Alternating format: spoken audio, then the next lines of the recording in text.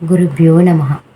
శ్రీ శ్రీ శ్రీ ఆచార్య ప్రబోధానంద యోగీశ్వర్ల స్వామివారి పాదపద్మములకు నమస్కరిస్తూ, నా పేరు లావణ్య, ఊరి చెన్నై. త్రైత సిద్ధాంత భగవద్గీత శ్లోక పఠనంలో భాగంగా జ్ఞాన విభాగం 7వ శ్లోకం వివరించుకుందాం. యదా యదా హి ధర్మస్య గ్లానిర్భవతి భారత అభ్యుత్థానమధర్మస్య తదాత్మానం సృజామ్యహం. సాకారము నిరాకారము గురించి చెప్పినది ఈ శ్లోకం. ఈ శ్లోకం యొక్క భావం, ఎప్పుడెప్పుడైతే ధర్మములకు గ్లాని ఏర్పడి అధర్మములు వృద్ధి చెందునో అప్పుడు నన్ను నేను తయారు చేసుకొని భూమిపై పుట్టుచున్నాను. ఈ శ్లోకం యొక్క వివరణ, పరమాత్మ తన ధర్మములు తెలియనట్లు భూమిపైన మానవుల మధ్య కొన్ని ప్రక్రియలు ఏర్పరిచాడు. ఆ ప్రక్రియలు ధర్మయుక్తమైనవి. వాటి యొక్క అర్థం తెలియకపోవటం వలన అవి అధర్మములుగా మారిపోయాయి. ఉదాహరణకు నాకర్మ అనే పదం, అది అందరి నోటి వెంట ఊత పదంగా వచ్చుచున్నది, కానీ అది ధర్మయుక్తమైన పదం. ఆ పదం యొక్క అర్థం తెలియకపోవటం వలన అది అధర్మంగా మారిపోయినది. ఒకప్పుడు అందరం ధర్మపరులమే, కాలక్రమేపీ అధర్మపరులుగా మారిపోయాము.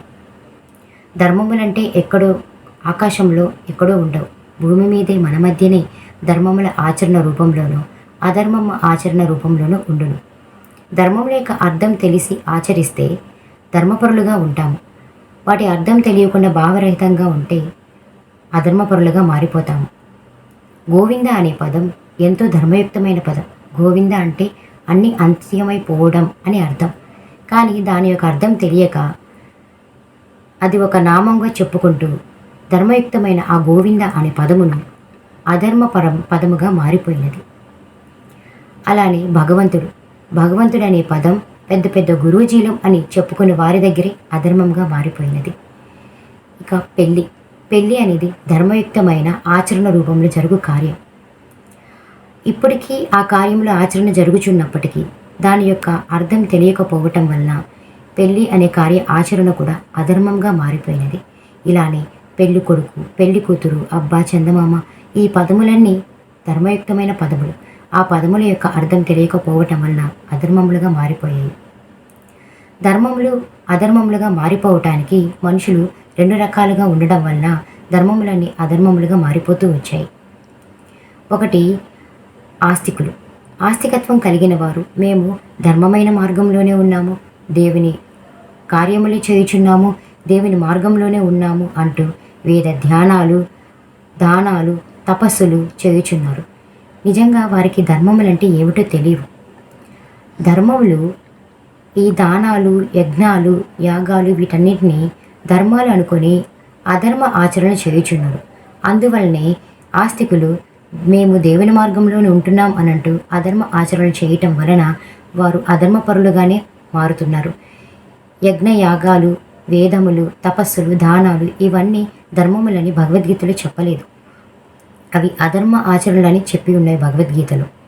మరి అవి అధర్మ ఆచరణలు అయినప్పుడు అవి ధర్మములు అని చెప్పుకుంటూ వాటి ఆచరణ జరుగుతున్నప్పుడు ఆస్తికులు అధర్మ మార్గంలోనే ఉన్నట్లే కదా. ఇక 2వ రకం నాస్తికులు.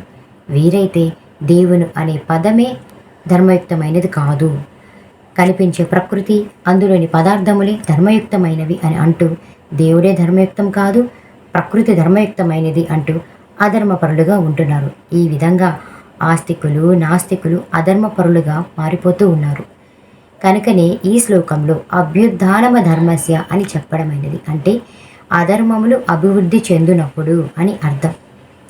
ధర్మములు పూర్తిగా ఎప్పటికీ నాశనం కావు, వాటికి గ్లాని మాత్రమే ఏర్పడుతుంది. ఎలాగంటే ఇప్పుడు మన శరీరానికి ఏదైనా చిన్న జబ్బు చేస్తే డాక్టర్ దగ్గరికి వెళ్ళి వైద్యం చేసుకొని శక్తివంతులుగా మారిపోతాం. అలానే ధర్మములకు గ్లాని ఏర్పడినప్పుడు భగవంతుడు అనే వైద్యం తప్పనిసరిగా అవసరం.